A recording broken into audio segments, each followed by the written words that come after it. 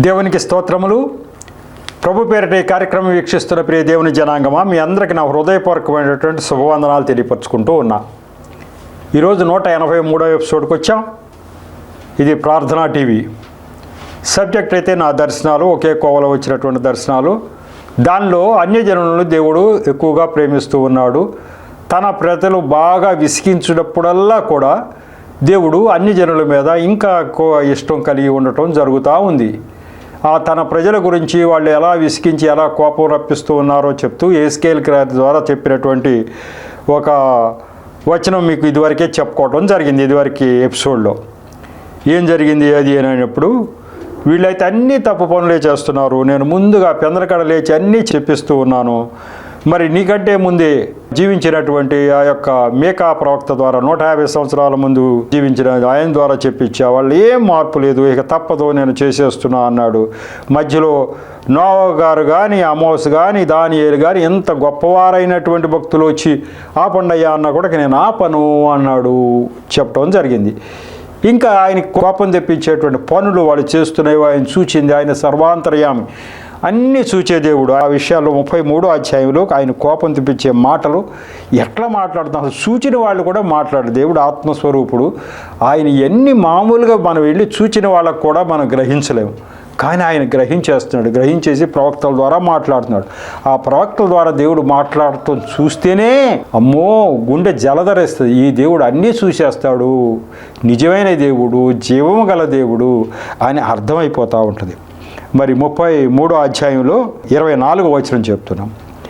నరపుత్రుడా, ఇజ్రాయేలు దేశంలో పాడైపోయిన ఆయా చోట్లను కాపురమున్నవారు అబ్రహాము ఒంటరియే ఈ దేశమును స్వాస్థ్యముగా పొందిన కదా, అనేకులమైన మనకును ఈ దేశం స్వాస్థ్యముగా ఇవ్వబడదా అని అనుకుంటున్నారట. ఆ మాట కూడా తెలిసిపోతుంది ఆయనకి. అబ్రహాం కడగా ఉంటే తీసుకొచ్చాడు ఇక్కడికి, ఆయన్ని ఆశీర్వదించలేదా? మనకేమటి ఇవ్వకుండా ఉంటాడు ఆ దేవుడు? ఇది కనాన దేశానికి మరి అబ్రహాంకి ఇచ్చిన వాగ్దానం బట్టిగా తీసుకొచ్చాడు. ఒక్కడిగా ఉన్న అబ్రహాంకి ఇచ్చినవాడు మనకెందుకు ఇవ్వడు అనుకుంటున్నారు. వీళ్ళు చేసే తప్పుడు పనులు ఎన్ని తప్పులున్నా మనల్ని ఏం చేస్తాడు ఈ దేవుడు, మనల్ని ఏం చేయలే అనుకుంటున్నారు. అట్లా అని అనుకొనుచున్నారు. మనకి ఇవ్వడా, మన దేశాన్ని ఎందుకు ఇతరులకు ఇస్తాడు అనుకొనుచున్నారు అంటూ అప్పుడు చెబుతున్నాడు. అట్లా అనుకుంటున్నారు కాబట్టి నేనేం చేస్తాను అని చెప్తూ ఉన్నాడు. ఆ దేశం నిర్జనముగా పాడుగాను చేసి దాని బలాత్సయమును నేను మాన్పించేదను. ఇట్లా అనుకుంటున్నారు, నేను ఇలా చేస్తాను. ఎవరునూ వాటిలో సంచరింపకుండా ఇజ్రాయేలుల మన్యములు పాడైపోతాయి. వారు చేసిన ఏ క్రియలన్నిటినీ బట్టి వారి దేశమును పాడుగాను నిర్జనముగాను నేను చేయగా నేనే యెహోవానై ఉన్నానని వారు తెలుసుకుందరు. అబ్బాయి ఇట్లా అనుకుంటూ ఉంటారు.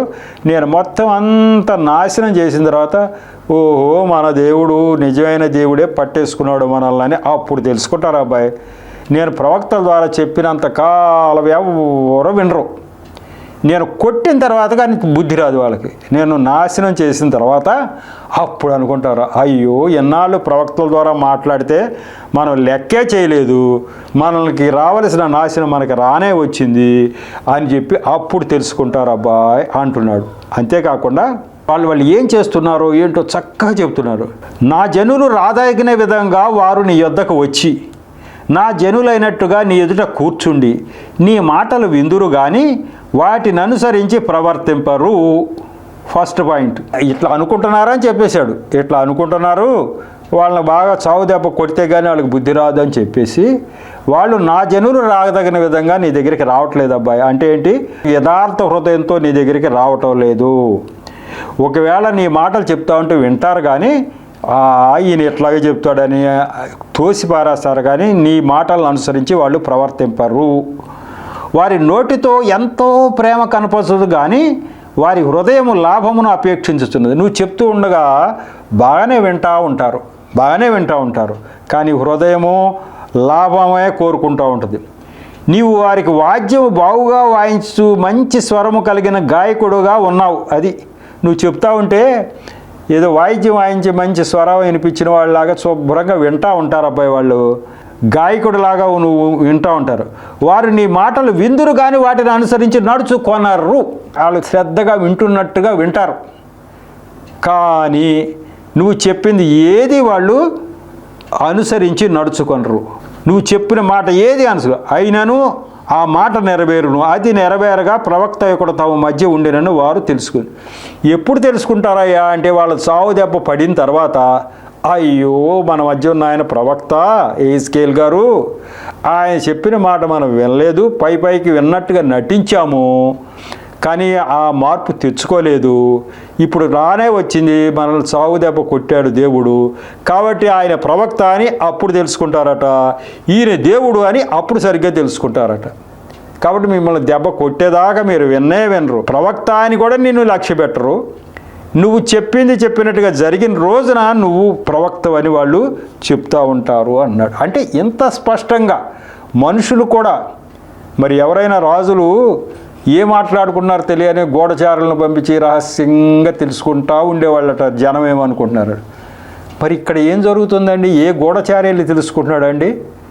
దేవుడు వాళ్ళ మనసుల్లో ఏమనుకుంటున్నారు, పైకి వింటున్నారు, లోపల ఒకటి, మరి వింటైతే వింటారు కానీ వాళ్ళు ఆచరించరు. ఇవన్నీ ఎవరి ద్వారా తెలుసుకున్నాడు దేవుడు అంటే? దేవుడు అన్ని చోట్ల ఉండే దేవుడు, ఎవరి హృదయంలో ఏముందో తెలుసుకోగలిగినటువంటి గొప్ప దేవుడు మనం కలిగి ఉన్నాం. కాబట్టి యెహెజ్కేలు గారి ద్వారా ఇంత క్లియర్గా చెప్తున్నాడు.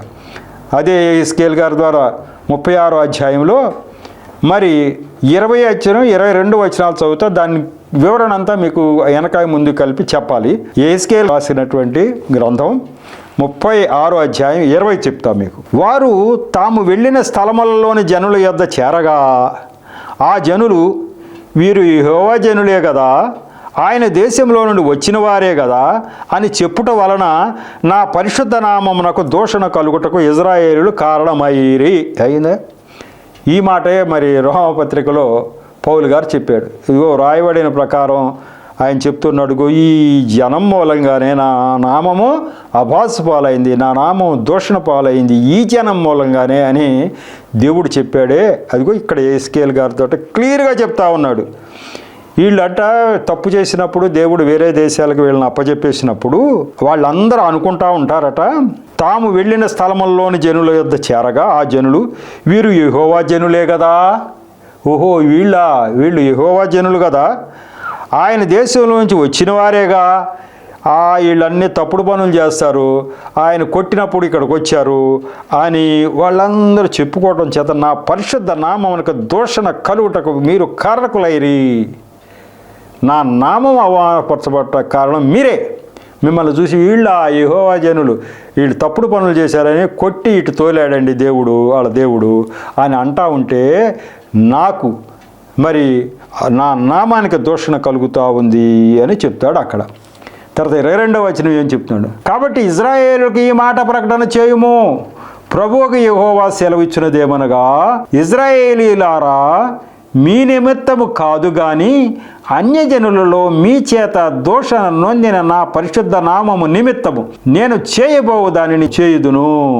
అన్యజనుల మధ్య మీరు దూషించిన నా ఘనమైన నామమును నేను పరిశుద్ధపరచుదును. వారి ఎదుట మీ అందు నేను నన్ను పరిశుద్ధపరచుకొనగా నేను ప్రభువుకు యెహోవానని వారు తెలుసుకుందరు. ఎవరు తెలుసుకుంటారు? అన్యజనులు తెలుసుకుంటారట. ఎట్లా తెలుసుకుంటారట? నేను చేయబోయే కార్యం వల్ల ఏం చేస్తూ ఉన్నానంటే, మీ నిమిత్తం కాదు, అసలు మిమ్మల్ని క్షమించడానికి వీలు లేదు మీరు చేసే పనుల వల్ల, అయినా నేను చేయబోదాన్ని చేసేస్తానయ్యా అన్నాడు. వీళ్ళని వదిలిపెట్టాలి, యాక్చువల్గా వదిలిపెట్టాక వీలు లేదు, కానీ వదిలిపెట్టాలి. కానీ ఎందుకు చేస్తున్నానో తెలుసా? మిమ్మల్ని చూసి అన్యజనులు అందరూ కూడా మరి వీళ్ళ దేవుడు ఉంటే వీళ్ళకి ఇట్లా ఎందుకు జరిగిందని అందరూ అనుకుంటూ ఉంటారు. అట్లా అనుకోకూడదు, నా నామం అవమానపరచకూడదు. కాబట్టి నేను నా నామాన్ని పరిశుద్ధపరచుకోవటానికి నేను కొంతవరకు క్షమిస్తున్నా అంటాడు. యెహెజ్కేలు గారి టైంలో సగం అయిపోయింది, దగ్గర చెరసాల దగ్గర చాలా వరకు అయ్యింది. అప్పుడు అంటాడు, రాబోయే కాలంలో ఇప్పుడు 70 సంవత్సరాల శిక్షలో కొంత అయ్యింది, ఈ కొంతకాలం మిగిలిన తర్వాత వీళ్ళని వెనక్కి తీసుకురావాలి. న్యాయంగా వాళ్ళ ప్రవర్తన బట్టి అయితే వాళ్ళని వెనక్కి తీసుకొస్తాక వాళ్ళకి అర్హత లేదు. కానీ వెనక్కి తీసుకురాకపోతే ప్రజలందరూ ఏమనుకుంటారంటే, అయ్యో వీళ్ళ దేవుడు కూడా వీళ్ళని రక్షించలేకపోయాడే, ఆయన అంత సమర్థుడు కాడా అని అనుకుంటారేమో అని భయంతో నా నామాన్ని పరిశుద్ధపరచుకోవటానికి నేను చేయవలసింది చేస్తాను అబ్బాయి అన్నాడు. అప్పుడే చెప్తాడు ఆయన. ఏం చెప్తాడంటే, మీలో ఉన్నటువంటి ఆ కఠిన హృదయాల్ని తీసివేసి మీలో ఉన్న రాతి గుండెని తీసి మాంస గుండెని పెట్టదలుచుకున్నాను అబ్బాయి అన్నాడు. ఆ వచనాల తర్వాత వచనంలో 26లో ఉంది. ఈయన నా అంతటా నేనే చేస్తున్నా, మీరు ఇప్పుడు వరకు కఠినంగా రాతి గుండెలతో ఉన్నారు, ఇక నేను మీలో నుంచి ఆ రాతి గుండె తీసి మాంసపు గుండె పెట్టి మంచి వాళ్ళు అయ్యేటట్టుగా నేనే చేయదలుచుకున్నాను అబ్బాయి. అలా అయితే కానీ మిమ్మల్ని విడిపించడానికి వీలవదు. ఇలా అయితే కానీ చూసిన వాళ్ళంతా పోన్లే వీళ్ళ దేవుడు మళ్ళీ వీళ్ళని వెనక్కి తీసుకెళ్ళిపోయాడు, వీళ్ళ దేవుడు సమర్థుడని అనుకోరు అని అన్యజనుల ఎదుట నేను గొప్ప దేవుడిని అని వాళ్ళు తెలుసుకునే విధంగా మిమ్మల్ని ఈ రకంగా క్షమించబోచున్నాను. అంటే ఈ 70 సంవత్సరాల తర్వాత అయినా వెనక్కి తీసుకెళ్లాలనిపిస్తుంది నాకు, లేకపోతే మీకు అర్హత లేదు. ఇప్పుడు ఈ వచనం పట్టుకుని క్రైస్తవులు అందరూ చాలామంది అనుకుంటూ ఉంటారు, ప్రార్థనలో కూడా అంటూ ఉంటారు, అయ్యా మాలో ఉన్న కఠిన హృదయం తీసి రాతి గుండెని తీసి మాంసపు గుండెని ఇవ్వయ్యా అంటాడు ప్రార్థనలో. ఇస్తాడా? ఈయనదేమో రాతి గుండె అంట, ఆయన దీన్ని తీసేయాలంట, మాంసపు గుండె మంచి హృదయం ఇవ్వాలంట. ఇస్తాడా? నో, ఇవ్వడు. ఇక్కడ ఎందుకుంది ఈ మాట అంటే, దేవుడు తప్పనిసరి పరిస్థితుల్లో ఆయన నామానికి వచ్చిన అవమానం తుడిచివేయటానికి టెంపరీగా కొద్ది కాలం మాత్రమే ఇజ్రాయేల్ ప్రజలకి అట్లా మంచి మనసు ఇచ్చాడు. రాతి గుండెని తీసి మాంసపు గుండెని కొద్ది కాలం మాత్రం దేవుడు ఆయనంతటా ఆయన కరుణించి ఇచ్చాడు. అంతే తప్ప ప్రతి వాళ్ళకి ప్రతి చోట కఠిన హృదయాలందరినీ మంచి వాళ్ళని దేవుడు చేసాడు.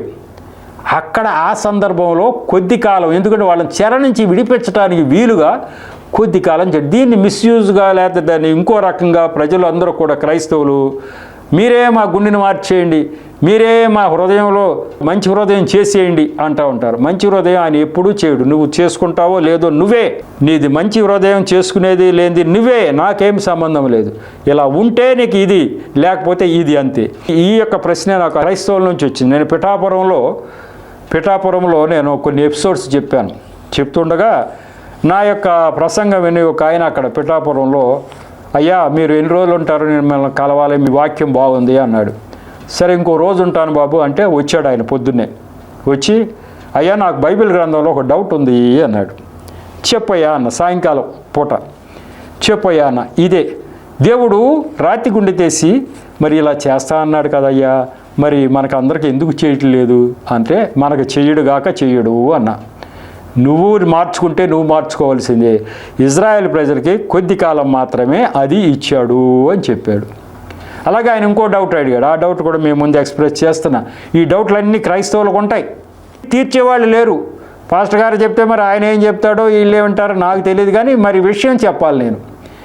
ఇది తాత్కాలికంగా ఆ ప్రజలకి ఆ కొద్ది కాలం మాత్రమే ఇచ్చాడు, ఇది అందరికీ వర్తించదు. అలాగే మరి ఇర్మియా గ్రంథంలో ఇలా చెప్పారు కదండి. ఆయన అడిగిన ప్రశ్నలు, చక్కని ప్రశ్నలు అడిగాడు ఆయన, విశ్వాసే. కానీ ఆయనకి నా దగ్గర నుంచి సమాధానం దొరుకుద్దని రూఢిగా నమ్మాడు. నా యొక్క స్పీచ్ విన్న తర్వాత ఈయన దగ్గర జ్ఞానం ఉంది, ఈయన చెప్తాడు అనుకున్నాడు. ఆయన పని కట్టుకుని ఫోన్ చేసి మరి నా దగ్గరికి వచ్చాడు ఆ రోజు ఆ స్టూడియో దగ్గరికి. ఆయన చెప్పింది ఏంటి అంటే, అయ్యా మనం తండ్రులు చేసిన పాపం బిడ్డ తరాన ఆయన ఒళ్ళో పోస్తానని 32వ అధ్యాయంలో ఇర్మియా గ్రంథంలో చెప్పాడు కదా.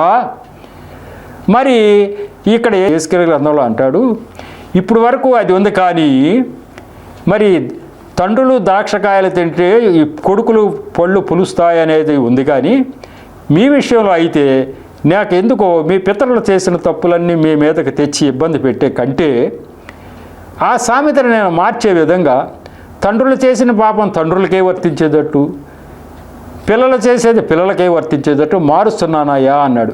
ఎవడు ద్రాక్షకాయలు తింటే వాడి పండ్లే పులుస్తాయి కానీ మళ్ళీ వాళ్ళ బిడ్డలకు కాదు అనే విధంగా నేను మారుస్తాను అన్నాడు కదయ్యా. మరి మనం చేసే పాపం మన పిల్లల మీద వెళ్దా అన్నాడు. పాయింట్.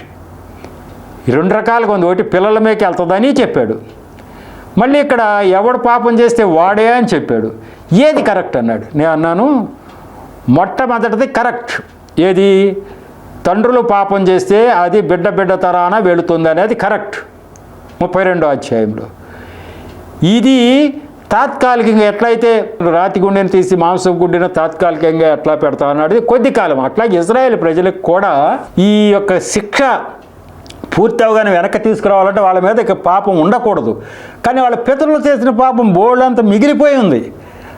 అది ఉండటం వల్ల వాళ్ళని వెనక్కి తీసుకురావడం వీలవట్లా. కాబట్టి ఆ పితరులు చేసిన పాపం వీళ్ళ మీద రాకుండా తాత్కాలికంగా నేను ఆపుతున్నా. వీళ్ళు మంచివాళ్ళు అయితే ఆ పాపం వీళ్ళ మీద రాకోకుండా ఆపుతున్నా. కొద్ది కాలం ఆపి తండ్రులు ద్రాక్షకాయలు తింటే వాళ్ళే పళ్ళే పులిసేటట్టు, ఎవడు ద్రాక్షకాయలు తింటే వాడి పళ్ళే పులిసేట్టుగా మారుస్తున్నాను అబ్బాయి అన్నాడు. తాత్కాలికంగా ఆ ఇజ్రాయేల్ ప్రజలకి అక్కడి నుంచి విముక్తి కలగజేసేదాకా ఏర్పాటు ఇది అందరికీ వర్తించేది కాదు, ఇప్పుడు అందరికీ వర్తించేది కాదు. కాబట్టి రెండు రకాలుగా ఉండటం అంటే అర్థం ఏంటంటే ఇజ్రాయేల్ ప్రజలకి అప్పటికప్పుడు ఆయన క్షమించదలుచుకుని ఈ రెండు మార్పులు చేశాడు. అది కొద్ది కాలం వరకే, మళ్ళీ తర్వాత లేదు. తర్వాత మళ్ళీ మామూలుగానే వచ్చేసింది. వాడి హృదయం వాడికే, వాడు ఏ హృదయం ఉంటే అదే. తర్వాత ఇది కూడా అంతే. వాళ్ళు చేసిన పాపం బిడ్డ రావడం అనేది ఓకే, అవన్నీ జరుగుతూనే ఉంటాయి. తాత్కాలికంగా రెండు చేసినవే అని నేను చెప్పడం జరిగింది. ఎందుకంటే ఇటువంటి జ్ఞానము మీకు బాగా అవసరం. ఎంతోమంది దీనికి ఆన్సర్ లేక ఇబ్బంది పడుతున్నారు. కాబట్టి ఇది నా దృష్టికి వచ్చింది కాబట్టి నేను ఆ రోజు ఆన్సర్ వాళ్ళకి చెప్పాను. కాబట్టి ఈ దృష్టికి దీంట్లో ఉన్నటువంటి మర్మం ఇది. మనం చేసిన పాపం బిడ్డ తరాన వర్తిస్తుంది. ఎవరి చేసిన క్రియాఫలం వారికి, వారి పిల్లలకి, వారి మానవులకి నేను తీసుకొచ్చేస్తాను అన్నమాట వాస్తవం. అలాగే మరి రెండోది, ఇప్పుడు ఇజ్రాయేల్ ప్రజలు ఉన్నారు, వీళ్ళందరూ మరి తప్పులు చేస్తుంటే నువ్వు తప్పు చేస్తున్నావో, నువ్వు బాగుపడతావో లేదో, బాగుపడితే నిన్ను వదులుతాను అని ప్రవక్తల ద్వారా చెప్పిస్తావు ఎందుకు? వాళ్ళకు హృదయాలన్నీ మార్చేసి మంచివాళ్ళు అయిపోయేట్టుగా చేసేస్తే పోయేగా ఈ ప్రవక్తలు ఎందుకు, చెప్పటం ఎందుకు, వాడు మారకపోవటం ఎందుకు, బాధపడటం ఎందుకు? కాబట్టి అది తాత్కాలికం వరకే. అది మట్టి ఖచ్చితంగా నీ మనసు మంచిదో కాదో నువ్వే నిర్ణయించుకోవాలి. నువ్వు మనసులో ఏమనుకుంటున్నావో అనేది ఖచ్చితంగా నేను చూస్తా, అంతే తప్ప నేను వచ్చి మార్చను.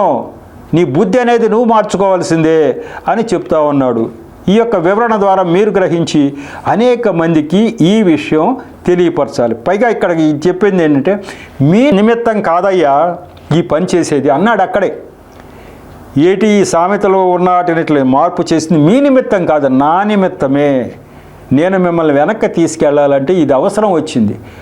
అలాగే నా నామము పవిత్రపరచబడాలి. ఇదిగో ఇజ్రాయేల్ ప్రజలని వాళ్ళ దేవుడు కాపాడలేకపోయాడని అనేక మంది అనుకుంటారు. వాళ్ళ దేవుడు కాపాడలేకపోయాడని ప్రతి వాడు అనుకుంటాడు. అట్లా కాదు, వీళ్ళ దేవుడు కాపాడగలడు అని అనుకోవాలని నా నిమిత్తమే తాత్కాలికంగా ఈ మార్పులు చేశాను అని చెప్పడం జరిగింది. కాబట్టి నా నిమిత్తమే చేస్తున్నానయ్యా ఈ యొక్క మార్పు అని చెప్పడం జరిగింది. 36 అధ్యాయంలో 36వ వచనం, అప్పుడు యెహోవానైన నేను పాడైపోయిన స్థలములను కట్టువాడననియు, పాడైపోయిన స్థలములలో చెట్లను నాటువాడననియు మీ చుట్టూ శేషించిన అన్యజనులు తెలుసుకుందరు. యెహోవానైన నేను మాట ఇచ్చున్నాను, నేను దాన్ని నెరవేరుతున్నాను. ఆఖరే చెప్తాడు, ఇట్లా కఠిన హృదయం మార్చి ఈ యొక్క మాంసపు గుండెను పెట్టడం, అలాగే ఇవన్నీ కూడా ఎవరి పాపం వాళ్ళ మీదకే వచ్చేట్టు చేయటం, ఎవరెవరో చేసిన పితరుల పాపం వీళ్ళ మీద రాకుండా చేయటం, ఇవన్నీ చేయటం ద్వారా మిమ్మల్ని ఇక్కడి నుంచి విడుదల చేసి మళ్ళీ మీ దేశానికి తీసుకెళ్తా. అప్పుడు ఏం జరుగుద్దంటే, అప్పుడు యెహోవానైన నేను పాడైపోయిన స్థలములను కట్టువాడననియు, ఏదైతే పాడైపోయిందో దాన్ని కట్టగలవాడిన నేను అని, ఆ పాడైపోయిన స్థలాల్లో చెట్లను నాటగలిగిన వాడిని నేనని మీ చుట్టూ శేషించిన అన్యజనులు తెలుసుకుందరు. ఈ దేవుడు ఏదైనా చేయగలడండి. తప్పు చేస్తే అప్పచెప్పాడు, మళ్ళీ సమయం వచ్చినప్పుడు వాళ్ళందరినీ రక్షించాడంతే, రక్షించగలిగాడు అని మీ చుట్టూ ఉన్న అన్యజనులు తెలుసుకుంటారు. ఇప్పుడు ఆ పాయింట్ చూడండి. అన్యజనులు తెలుసుకోవడంతో ఈయనకి ఏంటి లాభం అంటే, అన్యజనులు తెలుసుకోవాలి ఏనాటికైనా ఒక్కడే దేవుడని. ఈ ప్రయత్నం అంతా ఏంటి అయ్యా, మిమ్మల్ని అసలు ఏర్పరచుకున్నది ఎందుకు, మిమ్మల్ని ఎందుకు ఇది చేస్తున్నానంటే, మీ చుట్టూ ఉన్న జనులు ఈ ఇజ్రాయెల్ ప్రజల యొక్క దేవుడే అసలైన దేవుడు అని తెలుసుకోవాలని మిమ్మల్ని ఏర్పాటు చేశా. మీరేమో తప్పిపోతున్నారు, అయినా మళ్ళీ మిమ్మల్ని కుదురుస్తున్నా. ఇది చూచి వాళ్ళు ఈ దేవుడు కరెక్ట్ అని గ్రహించాలి అని. అంటే ఇదంతా ఎవరి గురించి నడిపిస్తున్నాడు ఆయన? అన్ని జనుల గురించి పడిన శ్రమేనా? ఇంత శ్రమ పడుతుంది అన్యజనుల గురించేగా. అన్యజనులు తెలుసుకోవాలట, అన్యజనులు తెలుసుకోవాలి, అన్యజనులు తెలుసుకోవాలి. నేను అసలైన దేవుడు అని వాళ్ళకి తెలుసుకోవాలి. ఏది పడితే దాన్ని దేవుడు అని పోతా ఉన్నారు. అసలు దేవుడు ఇక్కడ ఉన్నాడు, ఆయన ఏదైనా చేయగలడు. పాడైపోయిన స్థలాలను మళ్ళీ బాగు చేయగలడు. ఆయన ఏదైనా ప్రజలు కష్టం వచ్చినప్పుడు వాళ్ళని తప్పించగలడు. కష్టం ఆయన రప్పించిన వాళ్ళ పనిష్మెంట్గా మళ్ళీ తప్పించగలడు ఆయన అని అన్యజనులు తెలుసుకుంటారు అని చెప్తూ అన్నాడు. కాబట్టి ఈ వచనం ద్వారా అన్యజనులను దృష్టించాడా లేదా? అన్యజనులు ఎంతసేపు బైబిల్ గ్రంథం నుండి ఈ అన్యజనులే ఉన్నారు. నిజంగా ఎస్కేల్ గ్రంథం నిండా కూడా అన్యజనులే ఉన్నారు. ఎవరికి తెలుసా అన్యజనులకి, అరే మన గురించి బైబిల్లో ఎందుకు ఉంటుంది? అది ఎక్కడో ఇజ్రాయెల్ దేశంలో రాసిన గ్రంథం, ఇజ్రాయెల్ ప్రజల గురించి ఉన్నటువంటి దేవుడు మన గురించి ఎందుకు రాస్తాడు అనుకుంటారా అనుకోరా? మనం ఎప్పుడైనా చెప్తాము ఇవన్నీ ఇంత లోతుగా చెప్పము. బైబిల్ గ్రంథం అంటే మీ గురించే ఉందయ్యా, మీ గురించే ఉంది అని మనం చెప్పగలగాలి. ఈ రోజు నుంచి ఇది తెలిసిన తర్వాత మీ గురించే ఉంది ఇదంతా అని చెప్పి అన్యజనులు తెలుసుకునేటట్లు. కాబట్టి ఎస్కేల్ గ్రంథం 36 అయింది. ఎస్కేల్ గ్రంథం 38 అధ్యాయంలో 16, 23 వచనాలు ఉంటాయి. 15, 16 చూద్దాం. ఉత్తర దిక్కున దూరమున నీ స్థలములలో నుండి నీవును నీతో కూడా జనము అనేకములను గుర్రములెక్కి బహు విస్తారమైన సైన్యముగా కూడి వచ్చి మేఘము భూమిని కమ్మినట్లు ఇజ్రాయేలుగు నా జనుల మీద పడిదరు. అంచె దినములందు అది సంభవించును. అన్యజనులు నన్ను తెలుసుకున్నట్లు నిన్ను బట్టి వారి ఎదుట నన్ను నేను పరిశుద్ధపరచుకున్న సమయమునా అని ఉంది. అదంతా కూడా ప్రకటన గ్రంథంలో చివరిలో ఉంటుంది.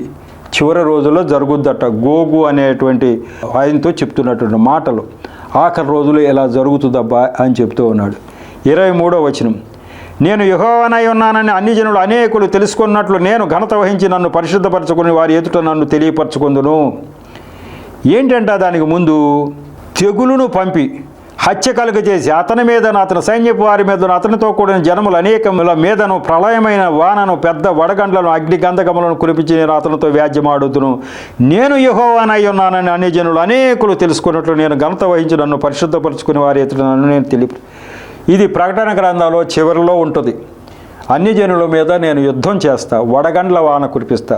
వాళ్ళంతా నశింపైనప్పుడు అన్యజనులందరూ అప్పుడు గ్రహిస్తారట, నిజమే వీరి దేవుడు నిజమైన దేవుడు అని అన్యజనులు తెలుసుకునే విధంగా నా అంతటా నేనే మరి ఆ యుద్ధం జరిగించి శత్రువులైనటువంటి వాళ్ళను ఆ గోగు మాగోగు వీళ్ళంతా కూడా సాతాను ప్రేరణతోటి వచ్చినప్పుడు వాళ్ళందరినీ కూడా నేను ఎదుర్కొంటాను.